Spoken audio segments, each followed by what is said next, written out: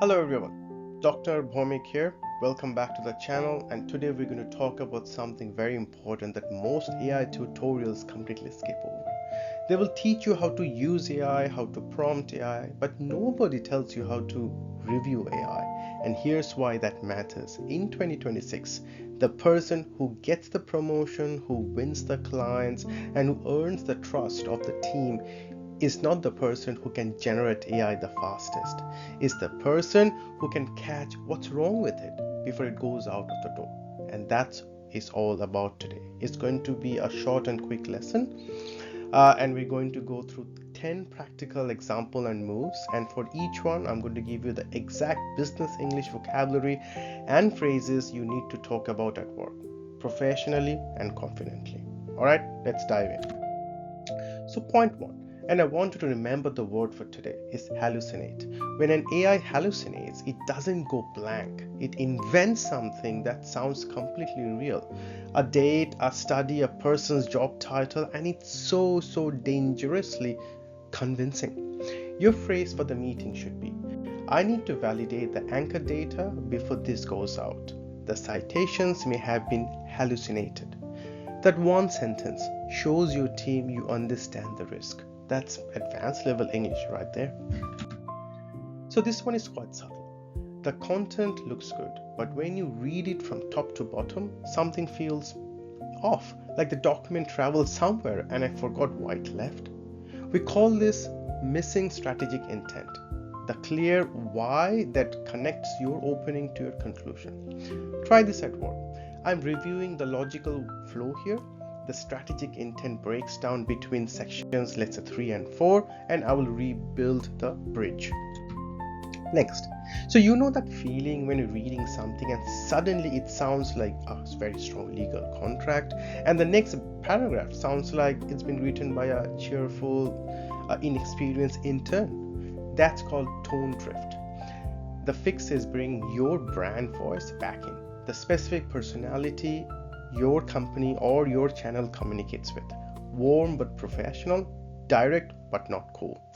So in a review, try saying, there's a tone drift in paragraph 2. I will apply our brand voice guidelines to ensure consistency throughout. So this one people skip all the time, and it's the one that can cause the most damage. AI is trained on old data. It doesn't know what culturally sensitive right now. It doesn't know about recent legislations in your industry. So new vocabulary for you, governance protocols, the rules your organization follows around ethics, data, and communication standard. So try this phrase for today. I'm running an ethical audit on this content to ensure it aligns with our current governance protocols and 2026 diversity standard. This is exactly the kind of sentence that gets you noticed in a leadership meeting. So AI is very good at sounding wise while saying absolutely nothing.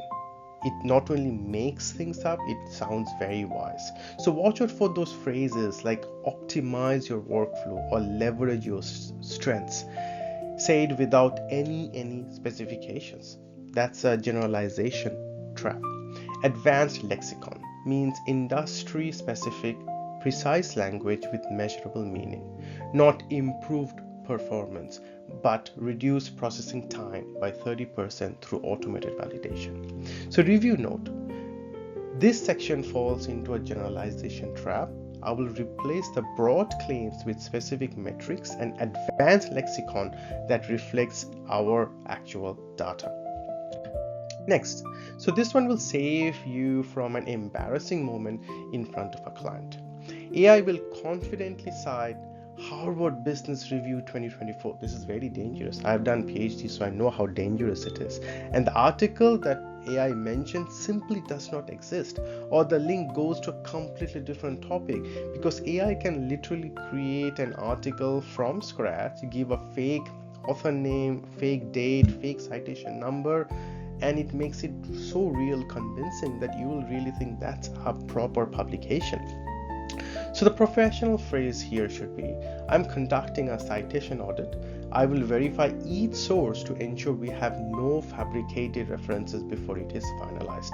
So new word for today, Fabricated reference, a citation that was invented, never found. AI is very good at that. So this one is my favorite review moves to talk about because it has a brilliant name, algorithmic noise. It's what happens when the AI is padding, recycling ideas, using different words to say what it already have said in the few paragraphs above. A redundant loop is when the content goes in circles without progressing. You can feel it when you read it. It just feels exhausting, repetitive, and AI is saying, and YouTube is saying inauthentic content. So your edit note should be, I'm cutting the redundant loops in section 2. This content is algorithmic noise and is diluting the strategic message. So this is where your human judgment is completely irreplaceable. AI doesn't know your team just had a difficult restructure. It doesn't know your biggest client is going through a PR crisis. It doesn't read this morning's news. So applying a contextual filter means asking, does this content land well given everything happening right now? That's a pure human in the loop work. So you can say in a review, I am applying a contextual filter here. This framing may be insensitive given the current market situations. I will rework it before stakeholder review. Very smart. So here's another mindset shift I want you to take away. When the output is bad, don't blame the tool. Ask, did my prompt have integrity? Did I give it clear parameters, a specific goal, and the right context? A prompt architect designs instructions with precision. The same way an architect designs a building, every constraint matters, every detail shapes the outcome.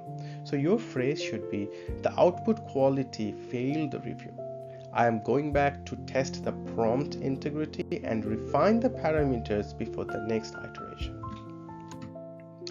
Last one, and this is a big one for everyone working in communications, marketing, or even leadership. AI is a mediocre designer. It dumps text. It doesn't think about how a reader's eye moves down a page. Clarity at a glance means someone should be able to understand the key message of your document in 10 seconds. Just before from the structure alone. Headers, bold terms, white space, these are the communication tools, not decoration. So your sign off should be, I'm restructuring the formatting to ensure clarity at a glance. The current hierarchy doesn't support the reader's journey through the document. So let's put all of these 10 moves together in one real example, a marketing email. Watch what happens when we run it through the review. So the AI draft. Our product is the best for efficiency. It helps you work fast. Many people like it. Buy now for 10% off. You see the problem? So let's run the checklist. How do we feel? Generalization trap, tick. Algorithmic noise, tick. No strategic intent, tick. Zero brand voice, tick. No specific metrics, tick. Low status and generic language throughout, tick, tick, tick. So after the human in the loop, how it sounds like. We are seeing a market shift towards automated efficiency. By leveraging our skill stacking tools, your team can achieve pivotal redirection in half the time with measurable results from week 1. Join our upcoming English podcast for a deep dive in the 2026 metrics behind this movement. So do you see the difference? Same product, same offer, but now that strategic intent, specific framing, and advanced lexicon, and a clear call to action that builds a relationship, not just transaction. So that upgrade didn't just come from AI, it came from you applying your contextual filter, your brand voice, and your human judgment. That is a review skill, and that's what the job is actually about, and what people are looking about a reviewer of AI. So here's the takeaway from today. In one sentence, you can actually use at work. My role isn't to generate AI content. It's to audit it for prompt integrity, eliminate algorithmic noise, apply a contextual filter, and ensure the final output reflects our strategic intent and the brand voice. Say that in your next team meeting and watch how the room react. And that's not just only good English, great English. And that's the language of someone who understands the workflow at a system level. That's leadership communication, and that's exactly what this channel is here to build. Save this video, share with someone, share with a friend who needs it, and I will see you in the next one. Cheers.